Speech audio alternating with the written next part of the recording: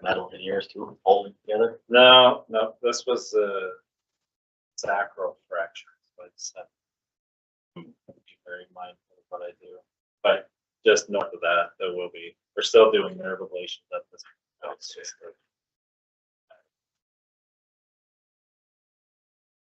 IVS one, so just above where yours was. Yep. No, by this one. Okay. Special get. I was in town, well, I was coming to town for this and I was able to meet Adam on a rental as well, so made good sense. But yeah, we talked about a couple of different things, manufactured versus modular, and then, you know, the conversations about the data centers. It's just, it's all interesting stuff.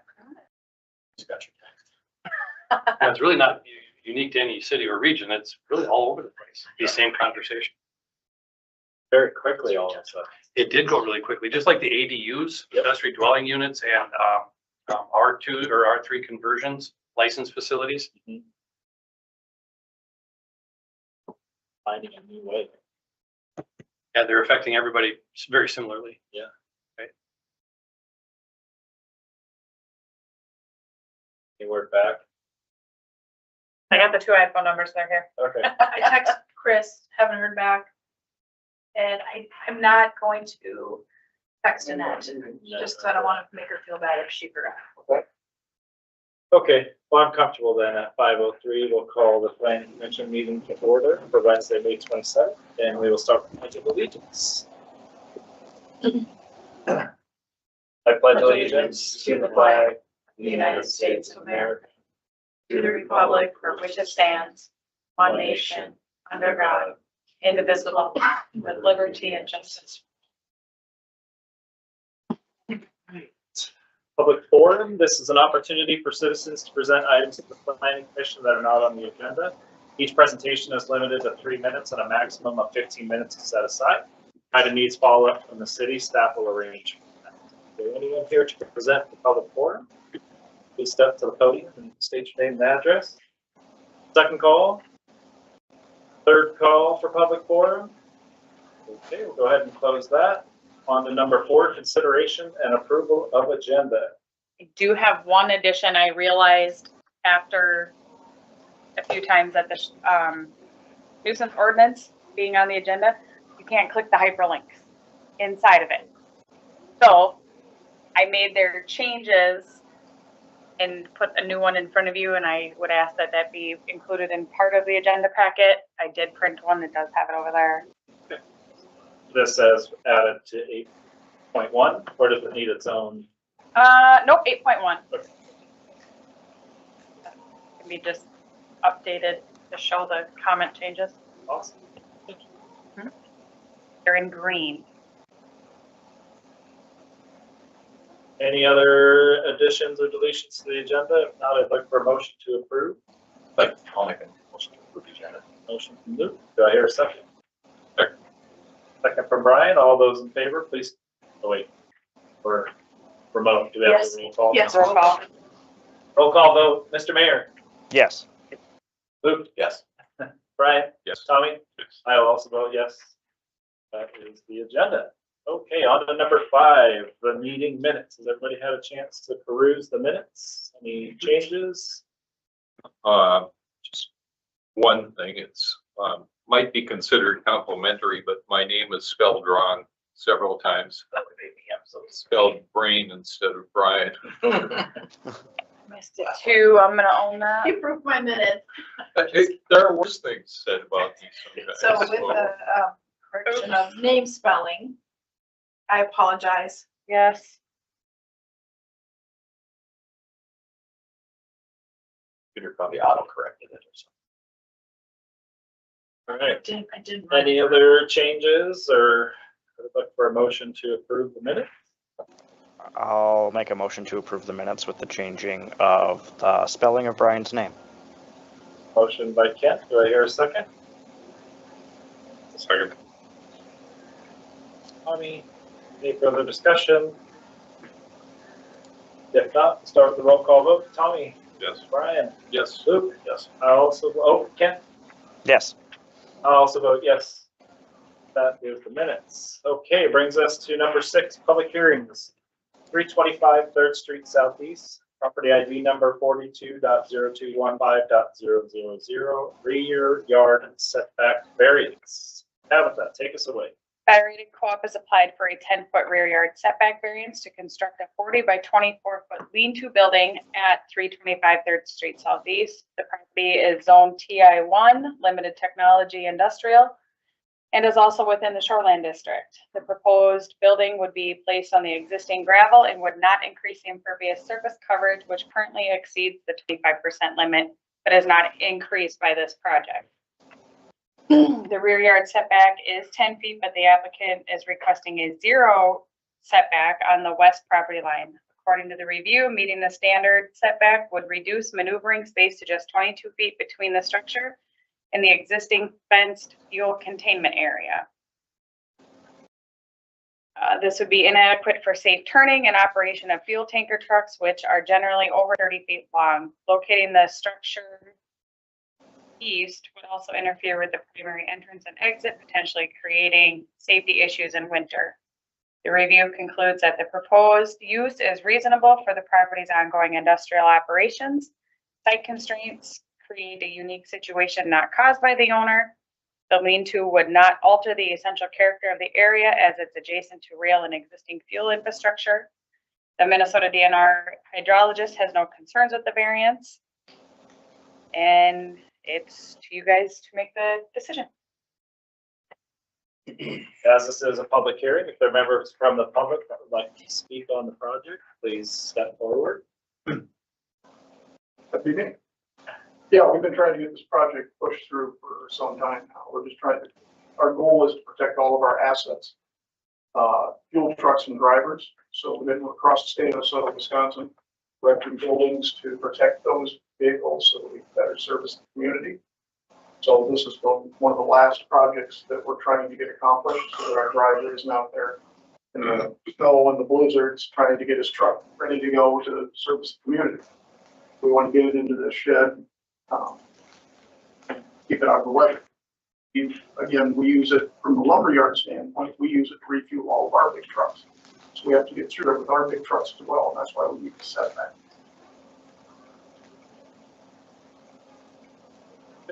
Thank you very much. Any other members of the public here to speak?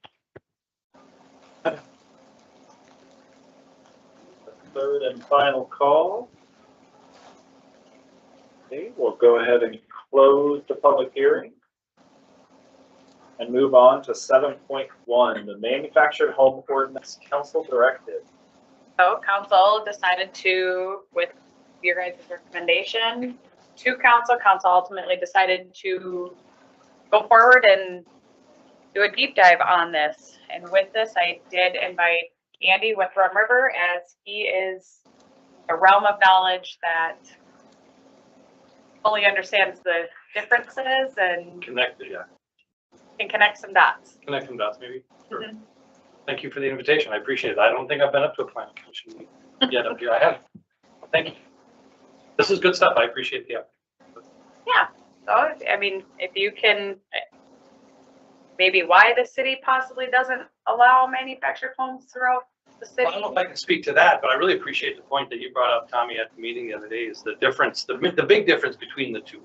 You know, there's a lot of confusion because they both start with M, you know, but they have changed over the years. But as they sit currently, a manufactured structure used to be called a trailer home. I think that verbiage has changed over the years to be a little bit more inclusive of the types of buildings that are being built. And it's a little softer word, just to say it out loud. So a manufactured structure is different than modular. And one of the big key components, we do have several handouts I can provide too. They're on our website as well. But that the manufactured home contains a chassis, frame. You know, if you look back historically, it's actually kind of interesting to look back where these things came from. You know, in the 50s, especially when people were traveling around the country for work, they would take their home with them. So it was actually built on a chassis that was roadworthy, and they would move it around the country according to where the work was. Well, that's then, and this is now. But the big difference about those is that a manufactured home, again, is not a chassis. A lot of times that's supported by a slab or intermittent footings that it sits on, and then with a aluminum or a metal skirt around the outside. Difference between that and that built under a HUD standard. That's different than a building code standard. The building code standard is what applies to modular. Modular is basically like a factory built component. You can have a factory built component and it can be a building block, look at it that way. And it can be finished all the way down to the inside with tape, painting and flooring and plumbing fixtures and all that. And then you bring it out to a site and you stack them together like Lego. You put them together. But the difference there now too is that the actual construction, like you pointed out the other day, is that that meets the IRC standards as if it were site built. So the differences are that a site-built house is the same as a modular house because it's built to the same code, dimensional lumber, a lot of times. But a manufactured home is built to a different, somewhat of a lesser standard, I'll say it that way. It's not as energy efficient. It's made to flex a little bit when it goes down the road, where a modular home built to the building code standards is more rigid. And it's meant to withstand the static loads, gravity loads, wind loads, things like that. Where a manufactured home is made to sustain that as well as going down the road. So those are some of the big differences between them. And again, we have a lot, and I made a couple of copies if anybody wants some of the documents that we have. They're on our website too, but because these questions come up commonly. So that's why we put those together. Question I have about that is, I speak to manufactured home sales people from time to time that insist that their manufactured home or double wide that are built on a chassis are also built with the same specifications as current building codes, 2x6 walls, energy efficient windows, energy efficient insulation, walls, roof, floor, everything. So in that case, if it's built to the same energy code with the same type of construction, but it's just the only difference is it's got a metal frame underneath it instead of wood frame underneath it. That one's called a manufactured home, one's called a modular home, but if they're built to the same energy code, the same structural components, other than a metal frame below it or no metal frame below it, then there's not such a huge difference like it used to be. Agreed that things have evolved and changed over the years. Now they also have what's called a park model. You know, those are pretty fancy. You know, that's like I call it a fancy RV because those are made to be taken to a place and basically left there. Those can be moved around a park model, and that just, it kind of adds to the confusion, if you will, or the variety of these types of buildings and what flavor they come into. But even though even if it was just one difference between the two, one had a metal frame and one did not, even though the energy efficiency, the windows and the dimensional lumber and all that energy code, they would still be different in the sense one has a metal frame as part of the foundational structure and the other one doesn't. And as I understand, it would still cause a difference, if you will, in the definition. One's manufactured, one's modular, even though the only difference were that chassis. Sure. The difference is that one's expected to have specs, higher. And I'm not sure exactly, I've never inspected a HUD building under construction, but a lot of times they're 2x3s, not 2x4s or 6s. And I don't know about the energy code compliance aspect of it either. But the other big thing about that too is, especially when it relates to the manufactured home, is whenever you do structural modifications to them, even increasing the size of a window, you need a licensed engineer to stamp or certify those plans because again, that's not built, it's basically called prescriptive. The building code is prescriptive or performance. Prescriptive is the easy part where you look at the charts and the graphs and you determine a 2x6, a wall can be so tall and so wide. It's pretty easy to figure out all of those dimensions and things like that in the building code. That's prescriptive. Following the building code in that manner is pretty straightforward. Performance, however, is different in the sense that a licensed engineer is involved to say, is it going to meet the intended function? And 2x4s or 2x6 flat versus, perpendicular. There's a lot more design flexibility, if you will, when you start involving an engineer. But that's another thing that comes into the difference between the two. Modular, if you want to remodel it or add on to it, it's stick frame construction most often. It's pretty common. As far as how to build it, how to take it apart, and put it together, and add on to it. If you do that with a manufactured, now you're involving an engineer because it was built under those HUD standards. The other thing to think of with manufacturers, every camper, manufactured home meets HUD spec. So you'd have to put something in there that can't have a camper, can't have a park model. Otherwise, you're going to end up with park models in camper. Fish houses. Yeah. I don't like the idea of having manufactured homes in town. I'm all for having modular homes in town. Manufactured homes look like a manufactured home, like every other manufactured home. They have the cheapest shingles on them. They have the cheapest siding. They have the cheapest windows in them, even if they do meet spec. And that's how they get them so cost effective. Right. So do you see the question? This is all free form, right? Mhm. Okay, not the normal formalities of a council meeting. where I was gonna go with that was, the foundation. You know, a lot of times I've seen cities address this by saying a continuous perimeter foundation is required. Boom. And then that really excludes a lot of times manufactured homes because those are supported post and pier, which are spot footings, or a slab that it sits on structurally. It doesn't include a perimeter footing because they're not supported on the perimeter, they're supported on the frame, which is supported incrementally or I think- instrument. I think is that's better. essentially how our code is already worded. Exactly, and I think that might be a way to word it to encourage modular and exclude manufactured. That might be one way. There might be other ways that you need to look at, but that would be a big component about this is to require a perimeter foundation. And then that would achieve the goal if that's your goal. So That's what we're trying to figure out is what is the goal? Because it was discussed that possibly opening up some, maybe some of our non-conforming lots to the possibility of manufactured home, just to kind of see where it went and trying to get all of the full details. I think I'm Some sorry. manufactured homes are a lot better than others. You know, some of them are just absolute basic, cheapest thing you can find. And some of them are actually pretty nice. do Yeah, I you get work it. with these placements in other cities that you're in? Yes, With modulars? Yes. Do they require blower door tests? yes. So they are able to, Once it falls under the, what's called the IRC or International Residential Code, it's called Chapter 1309 of the Building Code. And then the Energy Code, Fuel Gas Code, Plumbing Code are all an extension of that. So this would be following the same plumbing standard. Like, look at it again as being site built. If you brought in a lumber load and you built it piece by piece by piece, it would be essentially the same end result. sorry, Kent, didn't mean to cut you off. Nope, all good. I'm just trying to chew through in my head here. So basically what we're saying is, I'll use, for example, I've seen those they're like cabins on TikTok, and they're really popular over in the Asian countries, and they're essentially a container, like a shipping container size building with a whole apartment built in them. So what I'm gathering from this discussion is, technically, if we would consider that a home, that's considered a modular home because it's, we'll say, stick framed, unless it's got a chassis / trailer frame underneath it. That would be the only way that would unlock it into being a manufactured home. Did I say that correctly? And it also, oh, right, you're talking about the sticker? Yeah, not necessarily, because some of those, I guess you'd call them accessory dwelling building or, just, you know, some of them are modular and some of them are manufactured. So when you go to manufactured, you have a HUD tag on it, and it has Okay. a type, like a car, because it can be pulled down the road, or like a trailer. Like a trailer. Sure. And so that's the biggest difference. But no, in a modular, it doesn't have to be stick framed. It can be made out of concrete. It can be made out of steel. SIPS panels are SIPS another panels, component too. There's all kinds of different. It's the true story.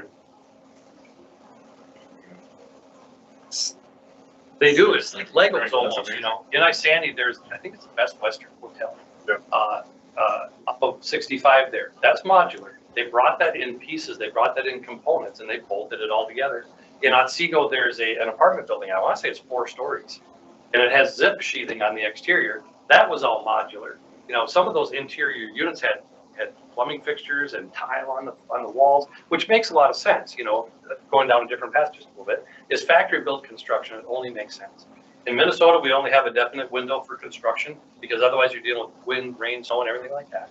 And also the labor market, this is what I found was really interesting reading on this stuff, is that you have a lot greater labor pool when you build these homes in a factory. You know, like me, I'd work in a factory slapping something together, but I'm not burning my belt outside anymore. I'm not doing that. So you have greater diversity and longevity of your workforce if you build these things in a factory. That's another component, you know, just socially, that I think should be considered. It makes sense instead of trying to fight the weather and deal with weather delays and things like that. I think 90% of the home.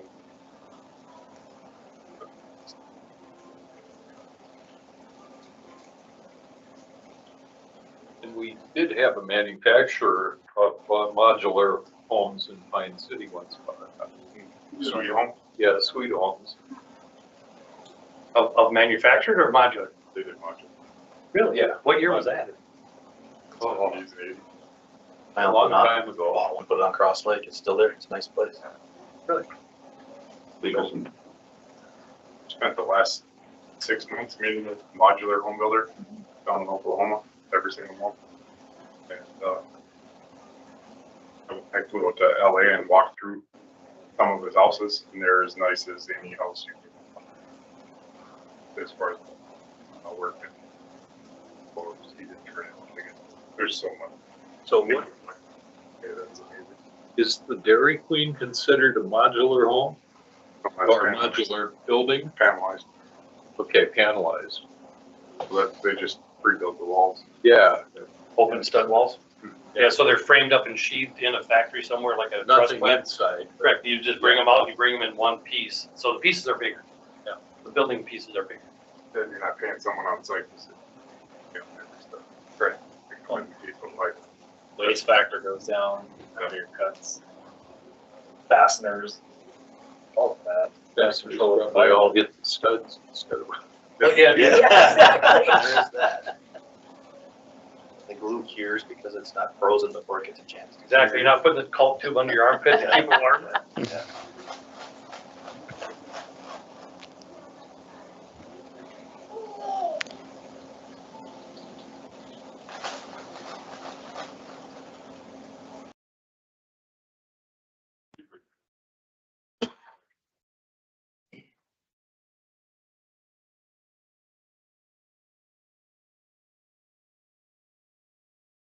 What if it was a manufactured home, if we recommended would have to be constructed to IRC? And nobody does it. That's the question. You're sure about that? Yeah. Yeah, you can't. So it's on the reason it's a manufacturer. And they're just two different things. So modular is gonna save people. Yeah, I guess when we brought this up at council, my thought process was I didn't realize that manufactured pretty much shoves you into something with a chassis on it. So I was kind of combining the two. I'm a lot more in the pool of modular is great. I guess I don't, depending on what the manufactured home looks like is a different situation, but I think that's trying to pin the tail on the donkey is trying to pin down how we would want that to look. But I think I was thinking more modular. I don't think, speaking personally, I can say there's a lot next to me that's probably not super buildable. It's a weird little triangle pie shaped lot. I wouldn't be upset if they knocked the house down and there was a modular house or something kind of cool looking there. I would be not super thrilled if there was a mobile home that was put up on that lot, or if we allowed mobile homes on lots like that. So I guess that's just my personal opinion as to if we can still keep a little bit of architectural dimension in it. I'm fine for either, but I don't want to see a bunch of. We have a mobile home park, so if you have a mobile home, I guess that's where I would like to see that. Just personal opinion. There was a manufactured home put on address 335 8th Street Northeast. Kind of where those rows of townhouses are, just to the north. 10, By Rapper, 15 years ago, maybe. Yeah, probably. maybe 20 times, probably. I remember when it was And I know moved in. this code, the current code that we have was codified in 2021. So I don't know what codes were to any of that. I have no clue. Yeah, it looks like maybe this was 06 when this one was done. It's just your traditional double wide with a detached garage. It's in the city. I mean, it's a clean yard. It's a cheap, one of the cheap, lower, more affordable homes in town, but it doesn't look like an eyesore. 20 years old. And again, I like quality kitchen. I personally don't hope, I don't see myself buying or putting one of these on any of my properties, but there is a certain segment of people that this is what they can afford. They can't put them in the city limits, then they have to go outside the city, in which townships are getting more and more difficult to get a small parcel of land. So now where can you put them? You know, somebody's looking for something really affordable that will get the job done. That have very few options, you know. The guy in Maroon that sells them, I wish we would have invited him to be here so he could have talked about how they're made and how long they last and the IRC code and all of that. He's one of the guys that tells me that they're good quality homes. Of course, he sells them, so that's yeah. Maybe we designate an area that could have.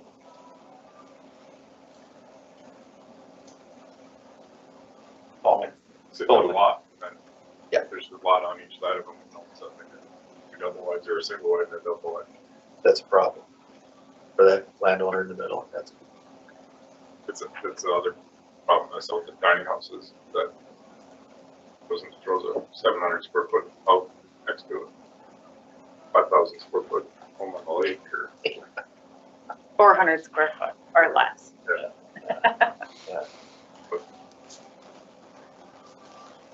I modular is a way for them to save money. They're going to save, 2,000 square feet. Which is substantial. And a lot of, sure, if you go talk to the guy up in the room, he has a line of modular. maybe it does. The people that were there 10 years ago. Yeah. They sold them. I don't feel like we're gonna come to any sort of resolution or recommendation necessarily. But I feel like we've got some fairly great building blocks, if you, as to what is what. Do we wanna, just an idea, do we wanna potentially set goals for next month to continue speaking on this topic in old business to progress forward farther, now that we have an idea? I like that idea because then maybe I can check with the guy from Maroon and maybe he can show up next month. Can invite him. Okay. It's just a thought. Because I think for me personally, ultimately, it's just about the more that we can do to provide people opportunities for domiciles that are safe. And I'm not saying that HUD isn't safe versus IRC, but if everybody else is held to IRC, then every home that's built, I feel, should be held to IRC. That's just.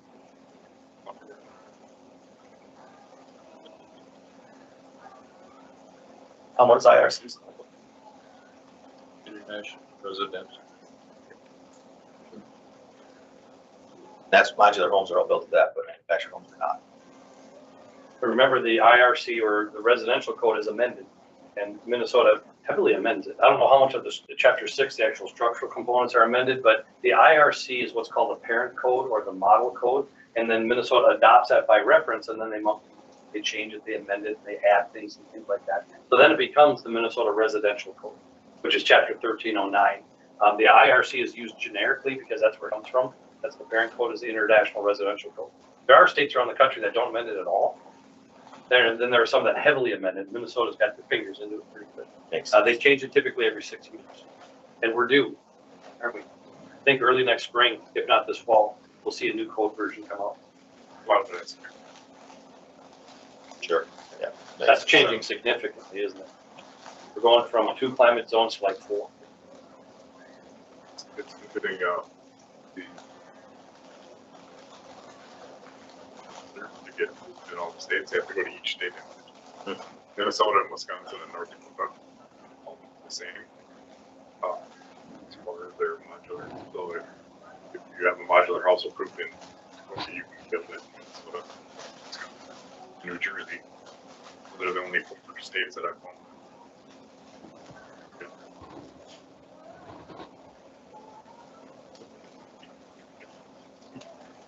You have to submit all the plans and go through with the state officials.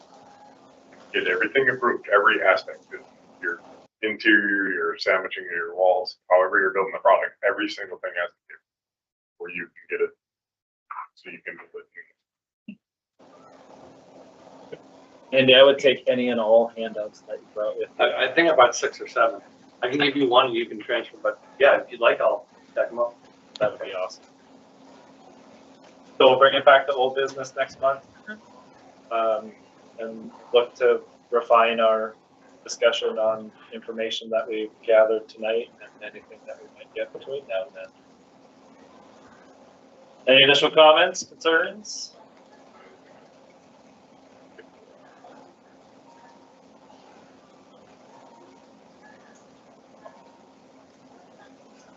If you have a manufacturer, we're gonna open up the door for another one.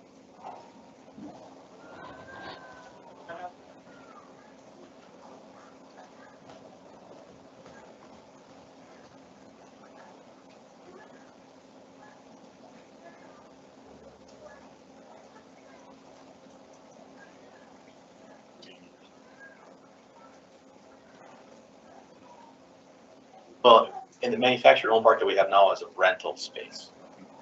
So maybe it'd be nice to have a place where somebody could own the property. The first time, they could own the land, they could own the house, and they can sell it if they wanted. Whereas up there, they're paying rent forever. And they're paying lot rent, because they, I mean, they do own them, They own the building. Yeah. The just not trailer. the lot, yeah. The way to get into the equity game. Yeah, because you have to own the property. Value. Any further comments? If not, we'll move on to 7.2, data centers, discussion and possible action. Mayor Bamba, take us away. Yeah, I added or asked to have this added to the agenda after the moratorium failed at the county level. Working in the industry, I have I guess, an interesting perspective on things. I think we need data centers. I think that's to be clear. On the other hand, I don't think Pine City is the place where we need to have a 4 football field sized facility that Google runs. I think what we're seeing now is already these AI models are getting smarter and more efficient and more efficient and more efficient. I don't think anybody's come forward right now. I don't think ECE could actually even provide us with the amount of power that one of these data centers needs. But I wanted to be kind of on top of it in case things changed in the future so that we could have some definitive answers. But I think we also, and I think part of the issue when I was speaking with the county administrator about this is, I think we need to do a very good job about defining what a data center is. Because if you take it by its loosest definition of what it is, a data center is a computer server that allows users external access. Well, I've got a data center in my basement. The city has a data center, the county has a data center, the schools have a data center, the college has a data center. So when you start adding it up, I don't think we can just say, oh, no data centers. So I guess I added this to kind of gauge what the rest of Planning Commission's feelings were.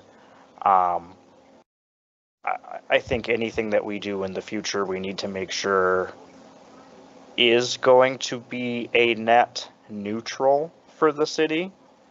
That being said, I don't think we should be doing something that's, they wouldn't do water cooling here. We don't have the right climate for it. But if they were going to do water cooling, we have to make sure that the amount of water that data center is using is not going to impact the water quality of the rest of the residents. So we have to make sure that if you're going to build a data center here, you can't use more power than the rest of the town. You can't. I've seen situations where co-ops have stopped being co-ops because the data center takes over ownership of that co-op, and then everybody in the community doesn't have access to electrical service in other cities and states. So just how do we steer this to say, is it a kilovolt range? Is that kind of what we're looking at? Like, hey, we're only looking, you could build something here that's 20 kilovolts or 10 kilovolts or something like that? Or do you base it off of size and say you can build a 40,000 square foot data center here in the industrial park where there's noise isn't an issue and plumbing isn't an issue? So I guess that's, I had planned on coming together with a lot of handouts and things that I had pulled together, but I didn't have time to pull them together. So I guess that's where my mind was at, and I just wanted to get started from there and see what the rest of Planning Commission thought. Commissioners, thoughts? Well, my thought is, I mean, I agree with a lot of what you said. I really hate regulation based on use. And it seems that all these moratoria and things like that are against a use as a data center. And what we should be looking at is what are the problems they cause and how do we regulate to not allow them to cause those problems? And power and noise really are the two things that people seem to be upset about with data centers more than anything. So I think if we have if we regulate them anyway, we should regulate them based on the things that are bothersome about them, because the companies theoretically could, in a few years, come up with lower power, a whole lot lower power, equivalent processing power data centers. And they surely could come up with lower noise. They could prevent the noise if they wanted to. So let's not regulate out the wrong thing. But self-generation of power too. There's a lot of models that have moved to self-generating power.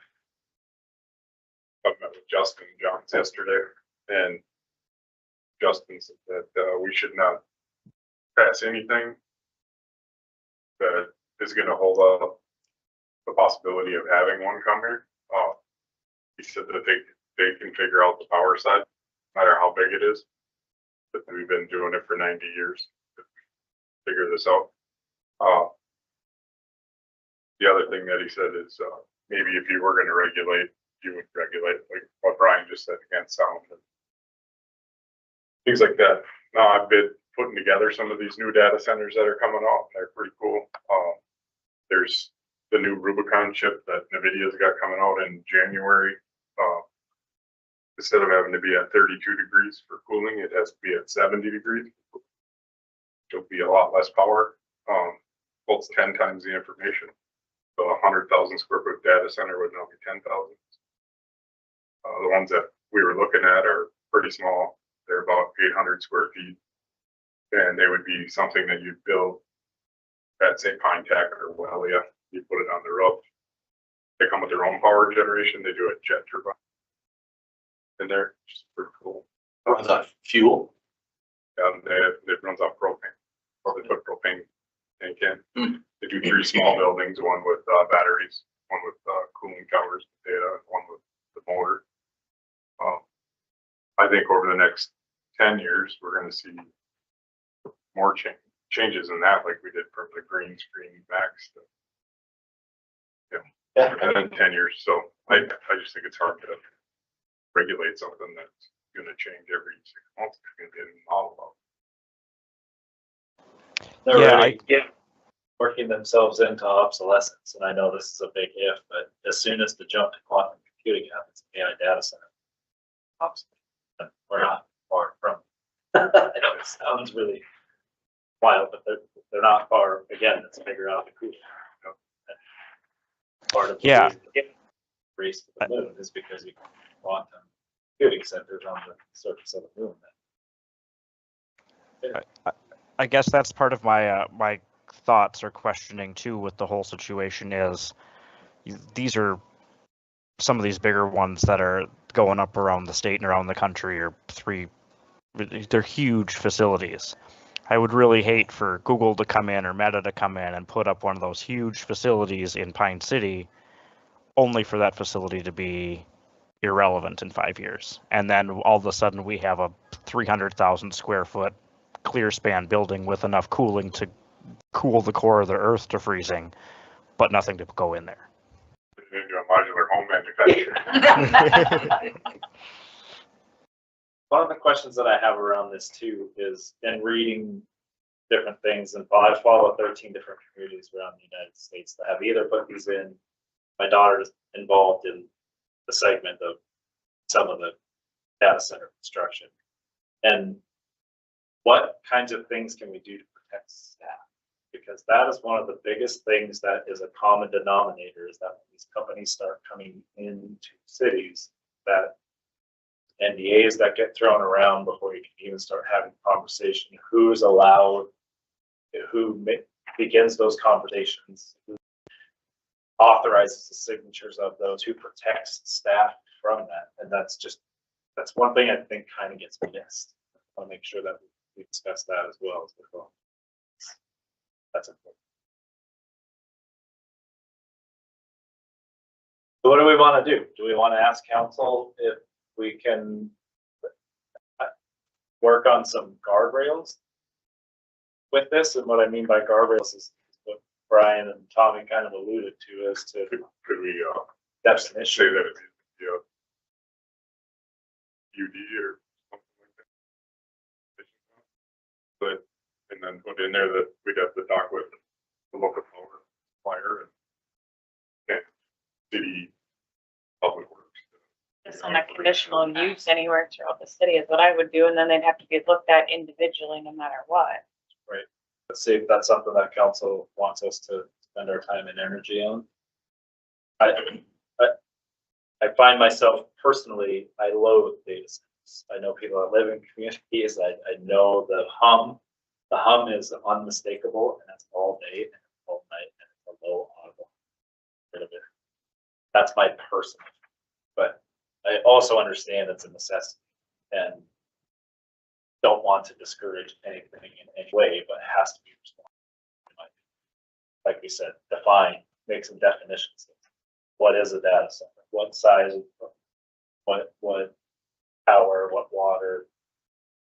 Start to lay those things out so that if people do show up, in my opinion, and start asking those questions, we can, like, yeah, so we've been working on it. Rather than, The other thing Justin said is there's no place in Pine City that you can put one big enough transmission for just one. But it would be all smaller ones, like Kent was talking, just the data center for the college. well, there's home builders now that are putting data centers on the outside of homes. Like Tesla battery setups, and right next to it is a little bitty data center. It's on the side of your house. Service the whole neighborhood.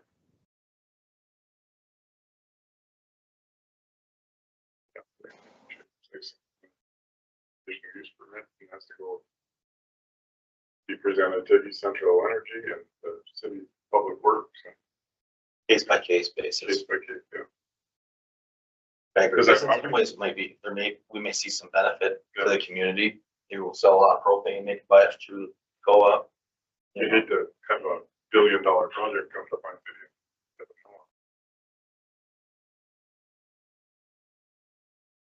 Case by case basis makes a lot of sense to me. There is a data center at Pine Tech that serves the whole region, schools, library. Yeah, most of the Arrowhead gets their internet, or at least out of government agencies gets their internet out of the data center in Pine Tech. So, and that's all I again, working in the sector, AI is not going anywhere. Do I think it's a little bit of a bubble, and do I think things are going to slow down here? Someone's going to hit the brakes at some point in time. I think that is inevitable. But it's not going anywhere, and the need for this technology isn't going to go anywhere.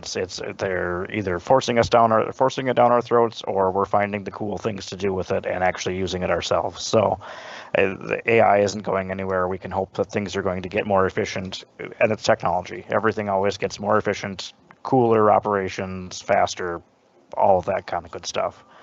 I just want to make sure that we're not looking at a US Bank Stadium sized building sitting in someone's neighborhood and driving their property values to the ground, all to bring in, by the time it's set up and operating, 10 to 15 new jobs. Tops. Tops. Tops. Robot jobs in a few more years. Yeah, it eliminates some more than it creates.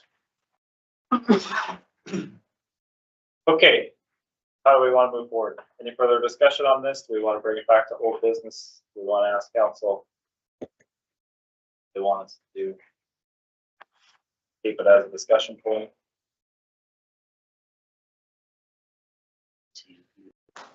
Restriction. I agree.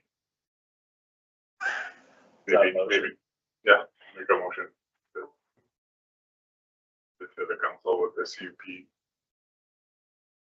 with restrictions that we'd have to meet with the Central Energy and Public Works, any other entity we think we should meet with. Give us the ability to work those details out. I think we're gonna just have to create an ordinance for this in order to list it out as being a CUP instead of just saying, oh, it needs to be done on a CUP. We actually have to formally. Because we have to list full guidelines and everything. So that falls into your office, and is that something at this point that you have the bandwidth to take on, or is this something that, Can we discuss it a little more next month and see how things kind of play out for the next 30 days? Kind of picked up a bigger project with the Green Step City thing. I'm okay with that, but you being able to do your job is more important. Yeah, this shouldn't be something we need to rush Yeah. through, right? I mean, I can do little bits and kind of gather as I can and then bring it back once I'm ready. Table it for a little. So motion, you want to keep your motion, Tommy? You want to rescind your motion?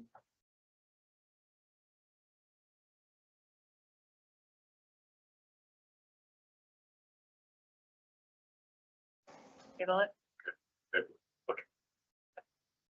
Motion from Tommy to table the data center conversation And I'll until second. next month. Second from Luke. Any further discussion? Just one comment. I know there are other cities with a lot more resources than ours that are working on this right now, so we could probably steal something. I would Piggyback like on that. to- Yeah, do some research on what ordinances are already in place before. we can head-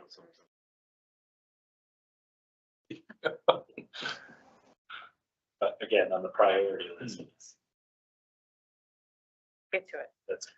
it's okay to be in the I'll get to you bucket. Any further discussion? If not, we'll take a roll call vote.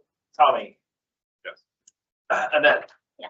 Brian? Yes. Luke? Yes. And Ken? Yes. I also vote aye. Motion to table passes. Okay, 7.3, 325 Third Street Southeast. Property ID 42.0215.000, rear yard setback variance. Had the public hearing earlier, and now if you have any conversation or questions that we would like, now is the time.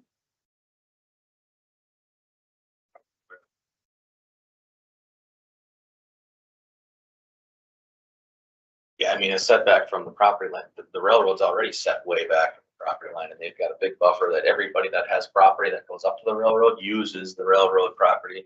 The railroad's okay with that, so. No. Well, No. okay, I mean, mowing the grass and maintaining it, the railroad's okay with. Yeah. At least when I had my flooring store backed up to the railroad, they wouldn't let me build anything on their property, but they said I Right. could park on it, I could mow on it. So they as long as I just don't gave get us too the close. kicked off throughout the city. Okay, Off so, of all property going through the city. We got that scolding already. okay, so that's new then, I'm out of line then, I apologize. Remind me, Kathy Clune. Kathy Clune, yes, she's. Yeah, I mean, even by Robinson, so all of the special events that happen in town, everything like that, she goes, absolutely nobody is to park there, so. Does she work for the railroads? Oh, yeah, yep, she's the easement writer. Gotcha, okay.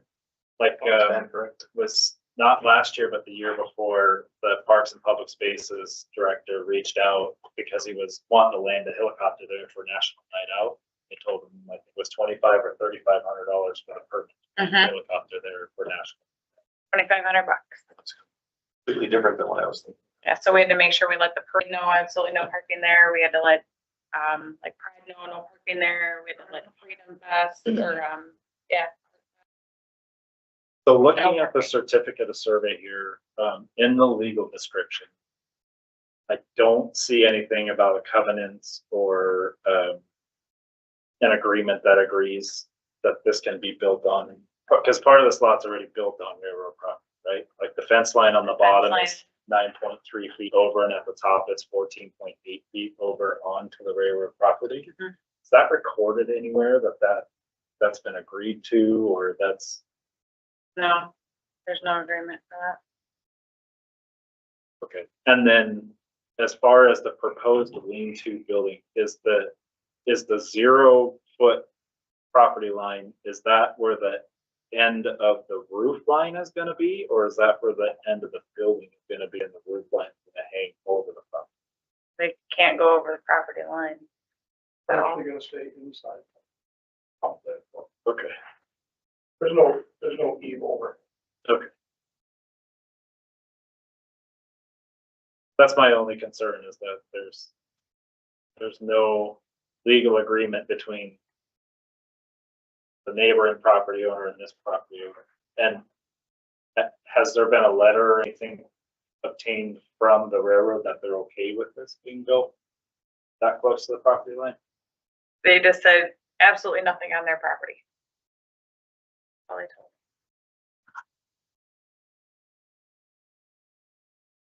As any other property owner would.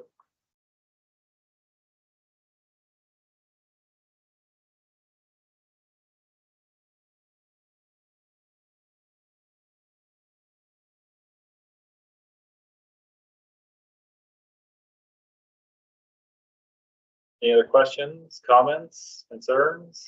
Well, as long as Andy's here, I gotta ask about safety.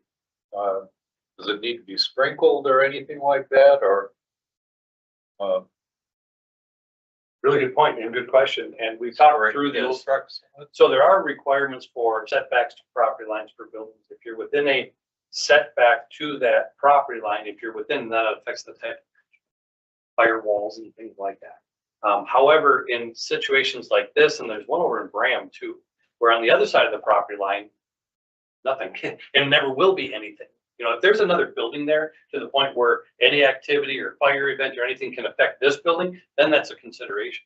In this instance, there's always an exception, right? There's always exceptions to the rule. In this case, there really is no effect on the neighboring property, or the neighboring property have a chance to affect it because there's nothing there. I mean, it's a railroad right of way. There's no buildings there, no factories or homes or anything like that. So the building code, if you want to look at it as an entity, doesn't really have the concerns that it would if it were a typical lot where there's a typical neighbor on the other side, whether that be residential or commercial. But no. Sure. The structural integrity, we talked through this, you know, typically buildings, and this is, we're talking about on the way here, in fact, as far as the license design requirements, you know, as far as architectural and engineering. A blanket statement is that anything that's new commercial requires architects and engineers, with exceptions. Cold storage buildings and things of that nature. And I went through and I looked at the structural designs, the diagonal bracing and all that. It's conventional construction, you know, so I don't see anything that's really fancy or troublesome there at all. And there is an exclusion in the building code that allows us to accept that without an engineer and without an architect. But for the most part, a new Applebee's or a new food shelf, like we're dealing with Becker right now, that needs an architect and an engineer. That just is what it is. However, that does carve out exceptions for utility buildings and smaller storage buildings, which this falls under this category.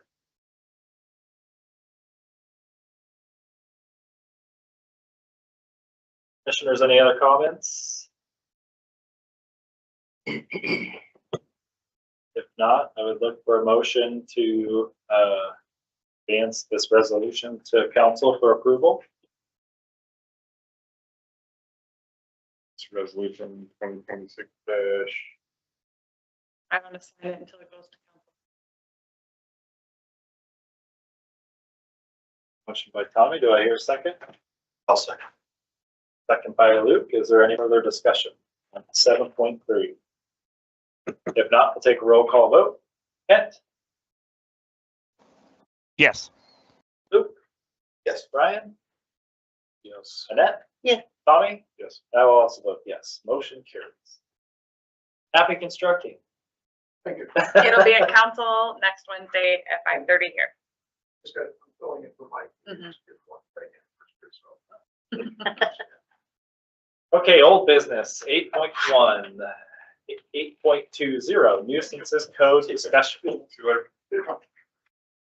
So I realized when I put this on the agenda, and it's been on there for the last couple months, when you go to click on the links on the tabs, it does not let you read the comments. So I went through and I set all of these in front of you, and the green is what the attorney recommended for changes.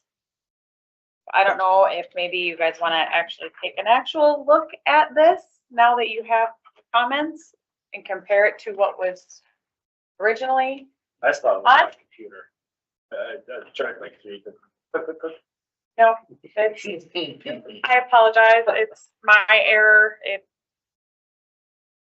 I'm like, it's a PDF. Why can't you click on it? Because I was in my office trying to click on it as well, and it just must be something with iCompass. So I just made the changes. We can change it back. We can just kind of wanted to see where everybody fell. I mean, we can table this again. Like I said, we don't want to rush it. We want to wait. So if this is something we kind of want to look through, and maybe bring back next month, or so everything in green is what the LMC's attorney wants. The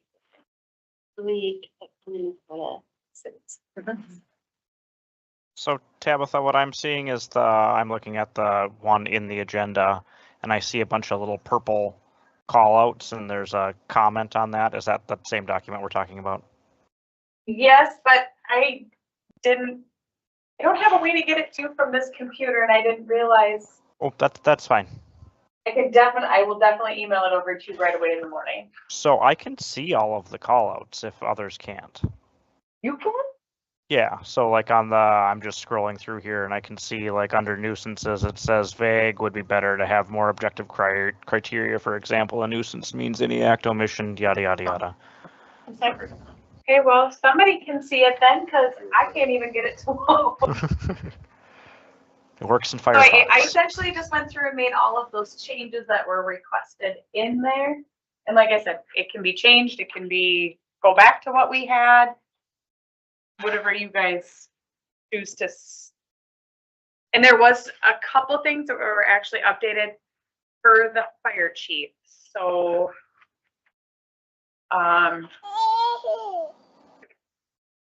His is 8.20.020A5. It says the burning of materials prohibited by law as defined by Minnesota statute 88.171, open burning prohibitions and all amendments, as amendments are made to statutes all the time. That was like one he wanted changed. The 8.20.040A7. I did the all snow and ice shall be removed within 24 hours of snow after snow has ceased from falling from public sidewalks abutting a person's premises. The other one that I was going to ask about that he questioned was, this came from the fire chief as well, 8.20.050 noise violations. We did reach out to the sheriff. We have not heard back yet to find out what the decibels are that they enforce. Fire chief said, you can do 25 decibels or 40 decibels above the normal ambient noise level for the area. So he said, if we take, the city has these tools that we can go out and use. You go stand, say, down at Vision School.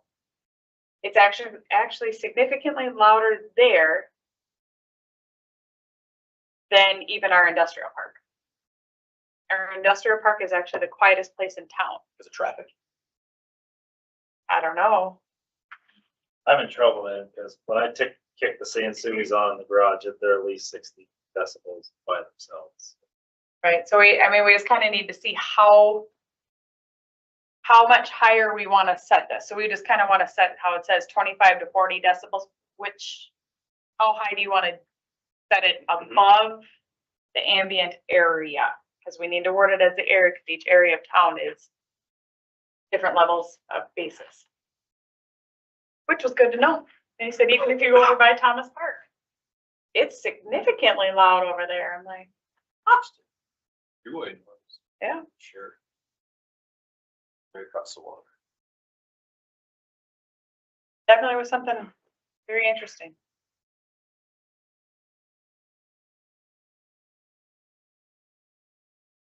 Same with the green that's below it on that one. Occurs during designated quiet hours and is plainly audible at 50 feet from the source or across a residential property line. The reason that we kind of set that is most properties within city limits, as I say, most, you're 50 feet or less to your neighboring city line anyway, so. I think if we start, this is my personal opinion, but if we start going out with fancy decibel meters, we're Kind of met that, but if we're gonna lay out a noise yeah. violations, we have to lay out that. The things that I hear about noise is the hours in town. That's the biggest thing that I get is why can my neighbor know his lawn at 10 o'clock at night, trying to put a year and a half will get down. Well, at 10 o'clock, they should be off. That is. Perfect. Except on weekends, holidays. Well, after 10. Well. Yeah, 10 o'clock on weekends and holidays, 9 o'clock on weekdays.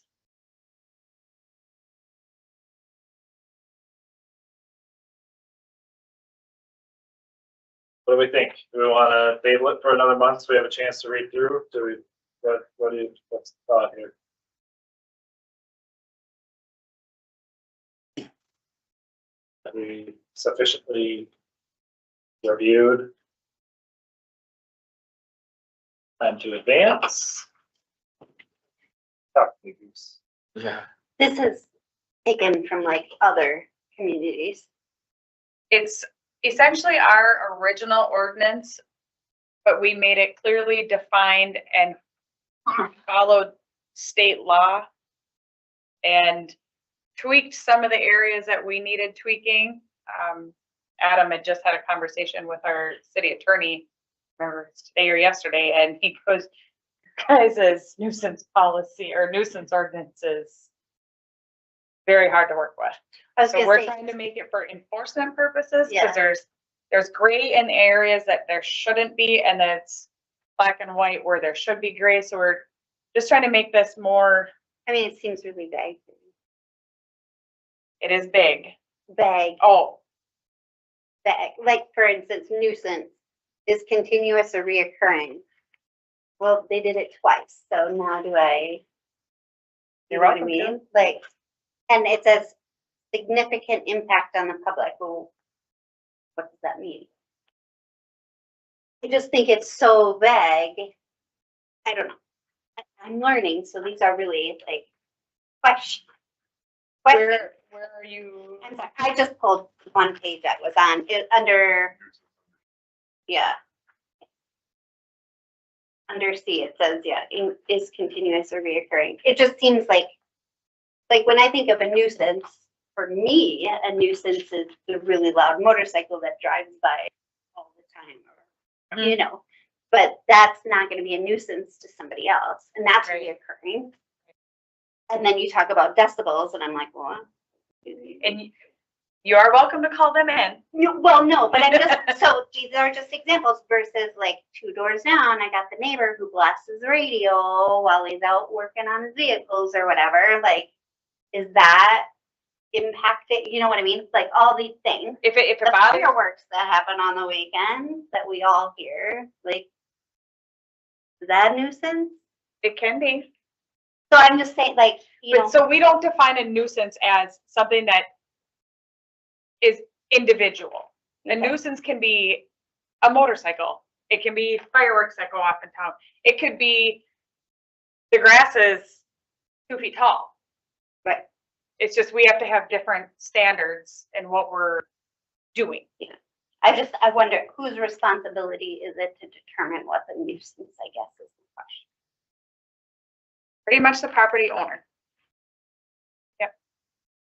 We just have to have, us as enforcement officers, we have to have guidelines to follow. If we don't have guidelines to follow. Right. Then we kind of have no teeth in the game and everybody kind of gets away with everything.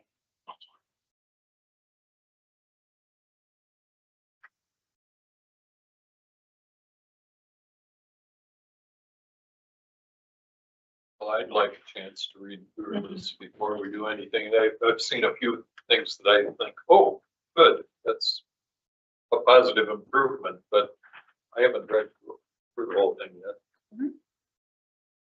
I got a motion from Brian to table this till the next meeting. That's what I heard. Do I hear a second? I'll second. All right, second from Annette. Any further discussion? We'll go with the roll call vote. Mr. Mayor, Yes. Luke, Yes. Brian, Yes. Annette? Yes. Tommy? Yes. I'll also vote yes. Table till the next meeting. Okay, and that brings us to 8.2, 13.8, a shoreland ordinance discussion.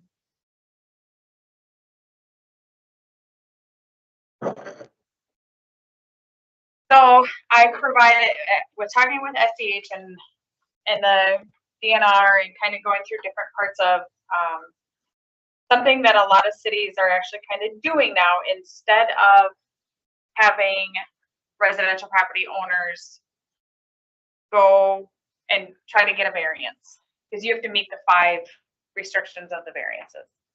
They actually implemented, and the DNR approved it, which we would have to send it to our area hydrologist, which would give it the quote sniff test. And then we have to bring it to the DNR ordinance review committee. But implementing a conditional use permit. So everything would still have to follow the same. They just don't have to meet the practical difficulties test. And variances in this community for practical difficulties test is extremely hard. I mean, these lots are not deal lots and different things. So, I mean, they would still have a public hearing. We would still have to have DNR sign off. We would still have to, they just don't have to meet the practical test is kind of where we were leaning. So not so much a full ordinance change, but adding in the conditional use. Also, in other cities, so we have some different products and resources that are actually being considered by the DNR, and other cities have implemented for permeable surfaces, so they won't count towards impervious space. They would remain pervious space. There's specific types of pavers for patios. I mean, there's grass pavers and porous pavers. So there's, like I said, there's a whole lot of. But they only work with dirt supports. Correct. Infiltration. Correct. So there is some substrate that may need changing or wording in our ordinances, but they just wanted to provide us with what the DNR has approved in other cities in Minnesota. So it's up to you guys if you want to look at these. I can send this email out. I didn't essentially want to put it on the agenda because you're not going to be able to click the links to see anything. I think it would be helpful. I think we need to be careful about what we list.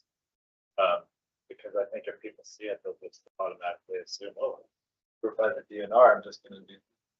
Right. And what we want to require for substrate.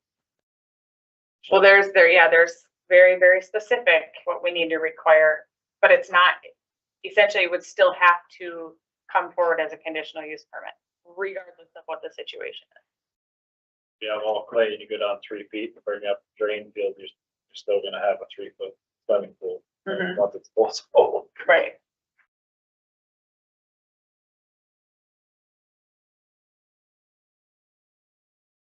I don't know if you guys want to review this stuff. I can send this email out, but I wanted to see where you guys all felt with me emailing this out or? Yeah, I'd like to see an email of it so I can read through it. Me too. Mhm. I think we're moving this needle in the right direction, I agree. allowing people to do more with their property for less. And I mean, yes, it's still a conditional use permit, but it's just gonna be a lot easier. And that's, anytime you can do that, that's a win. Okay, so leave this on old business and bring it back next time? Yep. Okay, you got 18 minutes, ordinances for review in the future. Plant unit alternatives, Article 3 landscaping and screening, and floodplain and wetland district. I think we leave those right there in the future parking lot. Got plenty on the plate right now. That's just my opinion. Commissioners' concerns or miscellaneous items? Anybody got anything?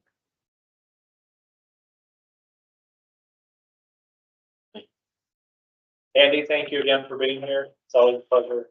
Thank you. It's nice to have the knowledge and make sure we're all thinking the way we should be thinking. And so much of this is terminology, right, Tommy? I mean, the terms and things that we're familiar with, manufactured, modular and things like that. It's getting familiar with the terms as well, because there's, you know, this is in front of us a lot, all day, every day.